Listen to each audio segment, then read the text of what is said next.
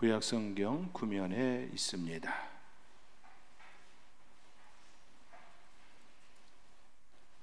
구약성경 구면에 있는 창세기 8장 1절에서 12절의 말씀, 우리 찾으셨으면 저가 한 절, 여러분이 한 절, 한 절씩 교독하시겠습니다. 창세기 8장 1절에서 12절의 말씀입니다.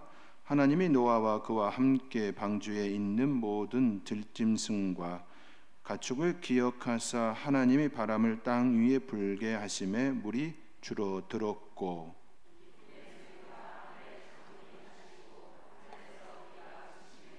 물이 땅에서 물러가고 점점 물러가서 150일 후에 줄어들고,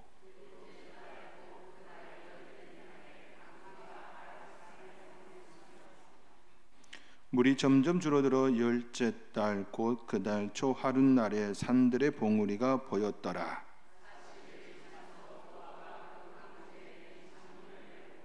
까마귀를 내놓음에 까마귀가 뭇집 땅에서 마르기까지 물이 땅에서 마르기까지 날아 왕래하였더라.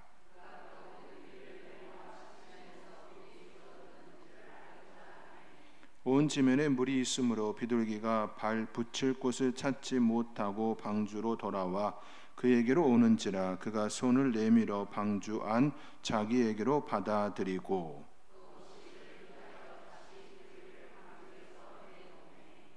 저녁 때에 비둘기가 그에게로 돌아왔는데 그 입에 감람나무 새 잎사귀가 있는지라. 이에 노아가 땅에 물이 줄어든 줄을 알았으며,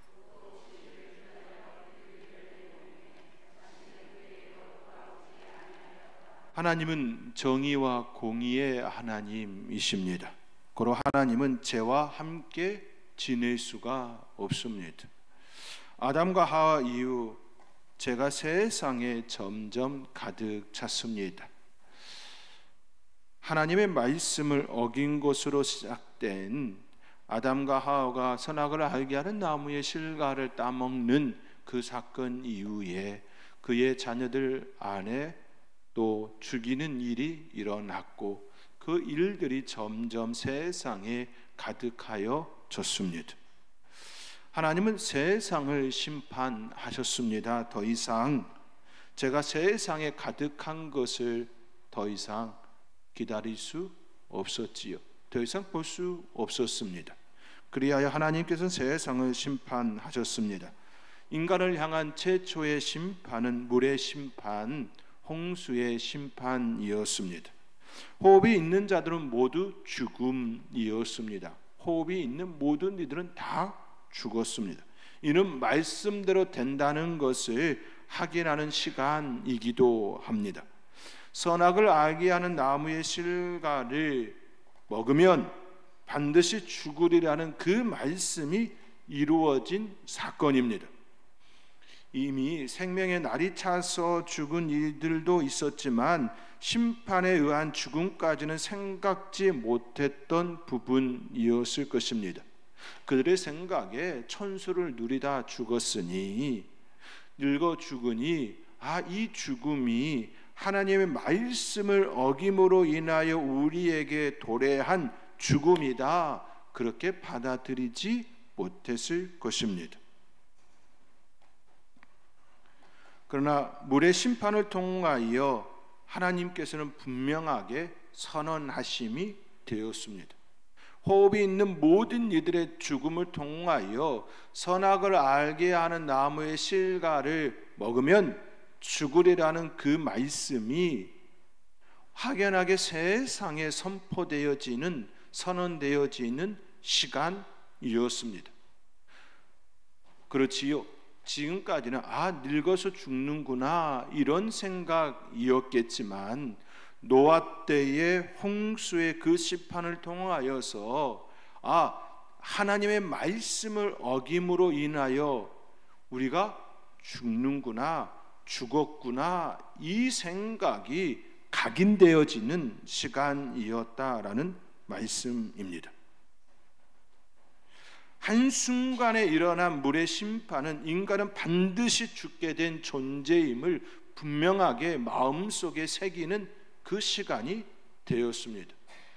우리도 마찬가지지요. 노아의 홍수의 사건을 우리가 기억할 때마다 그렇지 하나님께서 물로 심판하셨어 라고 하는 그 생각을 우리의 마음속에도 품고 있습니다. 그리고 하나님께서 약속하신 대로 다시는 물로 심판하지 않겠다라는 그 말씀과 함께 마지막 최후의 심판만이 우리에게 남겨짐이 되었습니다. 생명의 날수가 다 차서 죽게 된 것이 아니라 하나님의 말씀을 어긴 결과 죽음이 찾아왔다는 그 사실을 우리는 기억해야 합니다. 하나님께서 최초의 사람 아담을 창조하실 때의 그 존재는 죽음이 그 안에 있지 않았습니다. 아담과 하와를 창조하실 때에 그들 안에 죽음이 있지 않았습니다. 선악을 알게 하는 나무의 실과를 먹으면 죽으리라 그 말씀을 어김으로 그들이 죽음의 존재가 되었습니다.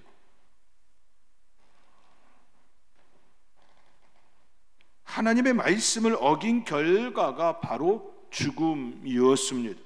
그러므로 우리는 인간의 죽음을 생각할 때에 생명을 다하여서 천수를 누려서 아니면 질병에 걸려서 사고로 죽게 되었다 그 생각에 앞서서 우리의 머릿속에 담아야 할 생각은 말씀을 어긴 자의 결과,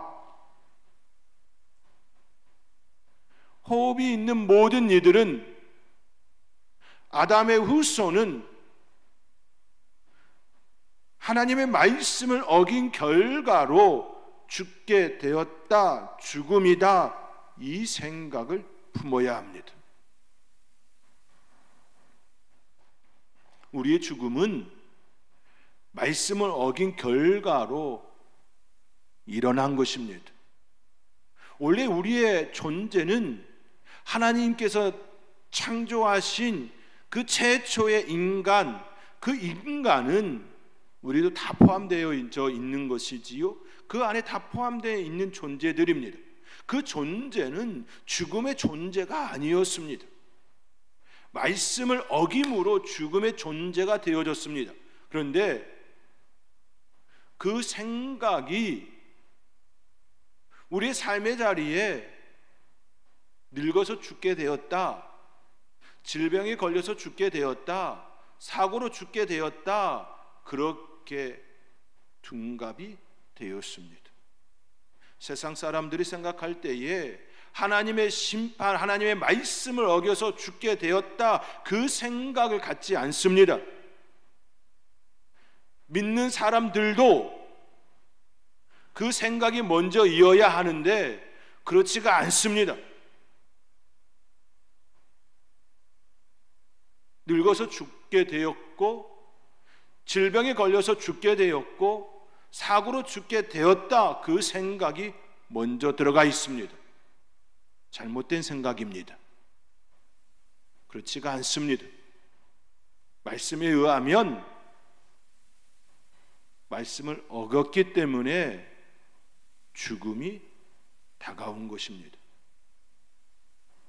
말씀을 어겼기에 늙음을 통하여 죽음으로 나타납니다. 말씀을 어겼기에 질병을 통하여 죽음으로 나타납니다. 말씀을 어겼기에 사고로 통하여 죽음이 나타나는 현상일 뿐입니다. 현상을 쫓으면 그 속에 들어가 있는 그 중심을 잃어버릴 때가 있습니다. 우리는 우리의 죽음을 바라볼 때에 말씀을 어겨서 죽게 되었다, 이 생각을 먼저 품어야 합니다. 그 존재들에게 예수 그리스도가 이 땅에 오심을 통하여 그 보혈로 죽음을 넘어설 수 있는 10가지 재앙 중에 마지막 재앙인 문설주의 피를 바르고 그 안에서 있었던 장자들의 죽음을 넘어가게 하신 것처럼 죽음을 넘어서는 은혜를 우리에게 주심입니다.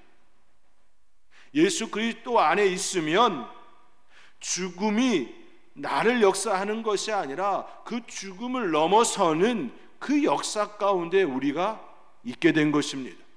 그렇기에 믿는 자들은, 예수 그리스도 안에 있는 자들은 죽음이 두렵지가 않습니다. 늙어서 죽게 되어지나, 사고로 죽게 되어지나, 질병으로 죽게 되어지나, 그 질병이 되었던, 사고가 되었던, 그 어떤 형태가 되었던 그 죽음에 대하여 두렵지가 않습니다. 죽음 너머에 영원한 생명이 우리를 기다리고 있기 때문입니다. 우리 하나님께서 우리를 사랑으로 또 바라보고 계시기 때문입니다. 무엇이 두렵습니까? 그렇게 접근해 보면 질병도 사고도 늙는 것도 두려움의 대상이 될 수가 없습니다. 제일 두려운 건 결국 내가 하나님의 말씀을 계속해서 어기고 살아가고 있느냐, 그렇지 않느냐, 내가 예수 그리스도 안에 있느냐, 그렇지 않느냐가 제일 중요한 포인트가 되게 됩니다. 사랑하는 성도 여러분, 말씀을 통하여 바르게 우리의 마음속에 품어야 합니다. 죽음에 대하여. 죽음은 말씀을 어겼기 때문에 죽음이 우리에게 다가온 것입니다. 물의 심판은, 노아 때에 일어난 홍수의 심판은 바로 이것을 명확하게 알려주는 사건입니다. 이것이 바로 죽음에 대한 생각, 죽음에 대한 바른 인식입니다. 물의 심판은 바로 이것을 우리에게 알려주고 있습니다. 이것이 이 땅에 사는 동안 모든 그리스도인들이 반드시 꼭 품어야 할 생각이고 바른 자세입니다. 물의 심판을 통하여 호흡이 있는 자들은 모두 죽었습니다. 오직 방주에 들어간 이들만 제외되었습니다. 하나님은 인간을 사랑하셔서 씨앗을 남겨주셨습니다. 생명의 씨앗을 남겨주셨습니다. 각종 들짐승들과 새들과 인간까지 생명의 씨앗을 보존해 주셨습니다. 그것을 통하여 새로운 시작을 열게 하셨습니다. 그렇기에 노아의 방주는 물의 심판을 통하여 죽음이 왜 우리 인간에게 다가왔는지를 명확하게 선언하는 사건일 뿐만 아니라 새로운 시작을 알리는 사건입니다.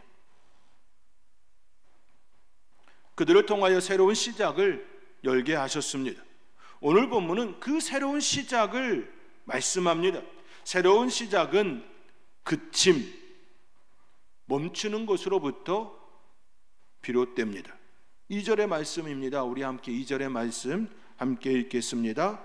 기쁨의 샘과 하늘의 창문이 닫히고 하늘에서 비가 그침에 말씀합니다.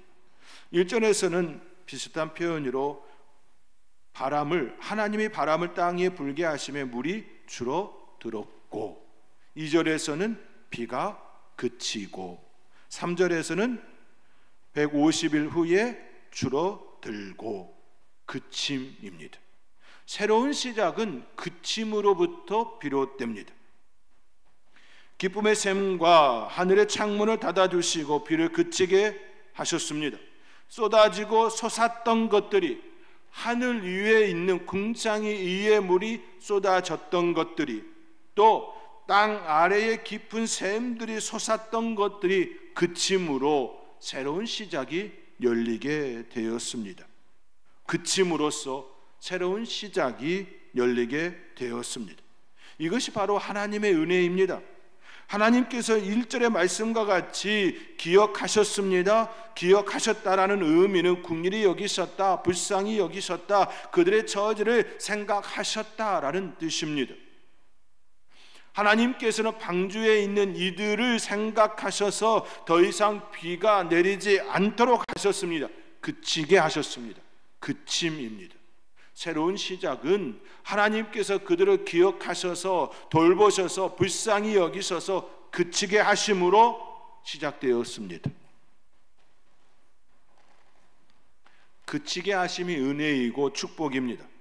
우리의 삶의 자리에서도 새로운 시작이 되기 위하여서는 바로 이와 같은 원리가 나타나야 합니다.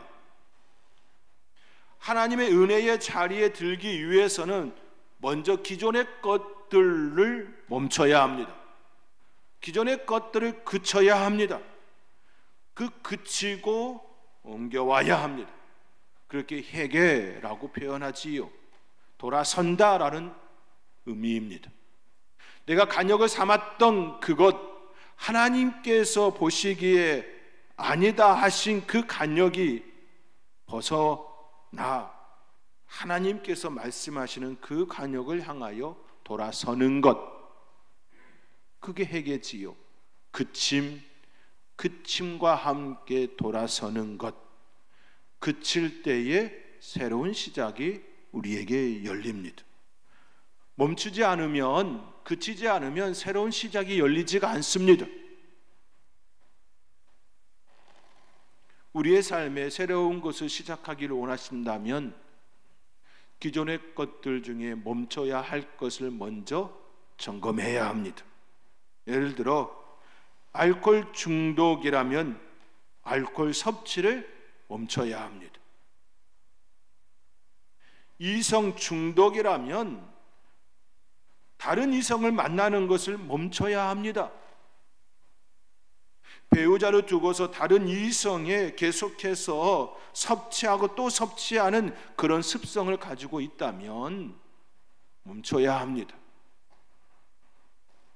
게임 중독이라면 게임을 멈춰야 합니다. 섭식 장애라면 많이 먹는 거 그쳐야 합니다. 안 먹는 것도 그쳐야 합니다. 섭식 장애하면 안 먹는 것으로만 생각하는데 많이 먹는 것도 섭식 장애입니다. 또 먹어야 할 양만큼 먹지 않는 것도 섭식 장애입니다. 많이 먹든 적게 먹든 그 둘 중에 하나 거기에 속한다면 멈춰야 합니다. 멈추지 않으면 새로운 시작을 열 수가 없습니다. 섭식 장애에 너무 많이 먹는 사람이 그 많이 먹는 것을 그치지 않으면 돌아오지가 않습니다. 새로운 시작을 열 수가 없습니다. 섭식 장애에 조금 먹음으로 인하여서 영양 공급이 되어지지 않는 그 사람은 조금 먹는 그것을 멈춰야 합니다. 멈추지 않으면 새로운 시작을 열 수가 없습니다. 하나님께서는 노아와 함께 있는 방주에 있는 모든 이들에게 새로운 시작을 열게 하시기 위하여서 하늘에 있는 궁창의 물을, 쏟아진 물을 그치게 하셨습니다. 기쁜 샘, 그 샘들이 솟은 것을 더 이상 솟지 않도록 멈추게 하셨습니다. 그리고 그 많은 물을 마르게 하셨습니다. 그것이 그들의 새로운 시작이었습니다. 노아는 방주가 멈추고서야 창문을 열 수가 있었습니다. 창문을 열고 까마귀를 내놓았습니다.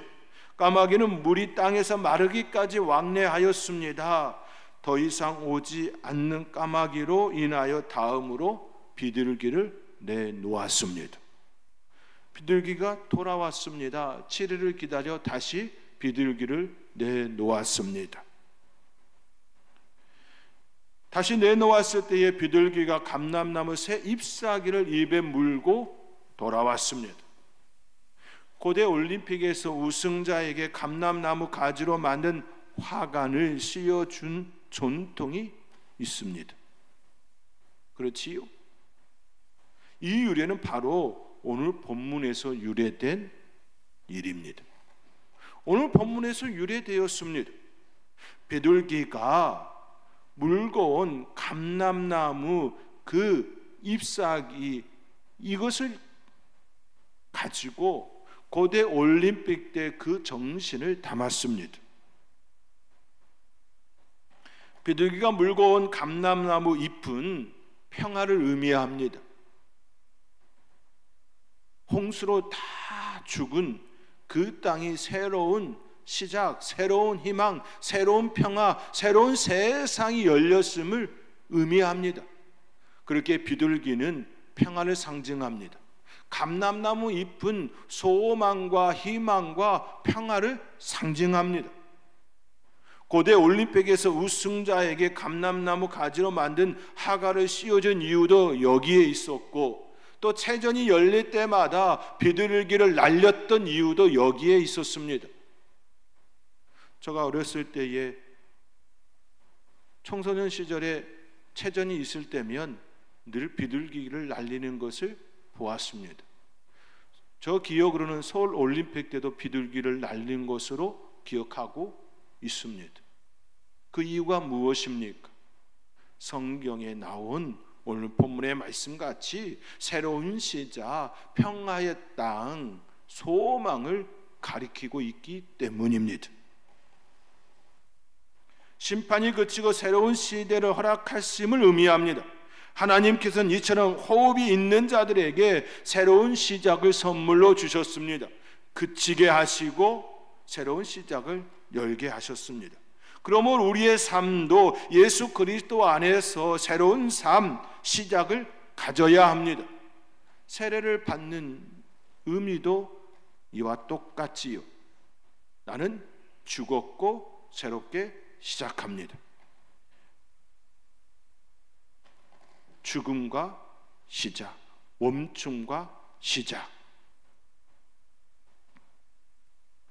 우리를 새롭게 하시는 분은 오직 예수 그리스도의 보혈, 십자가의 은혜 외에는 없습니다. 우리 안에 좋지 않은 것 그쳐야 합니다. 내 가정 안에 좋지 않은 것 그쳐야 합니다. 교회도 마찬가지입니다. 각 기관들도 마찬가지입니다. 좋지 않은 것은 그치고 좋은 것들을 시작해야 합니다. 이것은 우리의 삶의 원리입니다. 성경이 우리에게 알려주시는 삶의 원리입니다. 이 원리를 따라갈 때에 참 생명, 참 평안, 참 기쁨, 그 안에 소망이 깃듭니다. 성령님 우리 안에 임재하셔서 그 보혈의 은총을 깨닫게 하시고 그 새로운 시작을 열게 하십니다. 그러므로 그 은혜를 소망하며 새로운 피조물로서 시작하게 하신 하나님께 감사함으로 날마다 아뢰며 내 삶의 자리에 무엇을 멈춰야 하는지, 또 무엇을 시작해야 하는지 늘 살필 줄 알아야 합니다. 이것이 우리 하나님께서 오늘 본문을 통하여 우리에게 주시는 메시지입니다. 오늘 말씀을 생각하며 또 찬양하며 기도로 나가기를 원합니다. 기도 찬양곡 중에 나 주님의 기쁨 되기 원하네, 내 마음을 새롭게 하소서, 새 부대가 되게 하여 주사 주님의 빛 비추게 하소서. 새롭게 되지 않으면 희망이 없습니다. 예수 그리스도 안에서 피조물이 되지 않으면, 새로운 피조물이 되지 않으면 희망이 없습니다. 우리 이 찬양을 하면서 하나님 나를 새롭게 하여 주시옵소서, 우리의 가정을 새롭게 하여 주시고 우리의 가정을, 우리의 교회를, 내가 머무는 공동체를 새롭게 하여 주시옵소서. 그 마음을 담아서 우리 함께 찬양하며 또 기도로 나가기를 원합니다.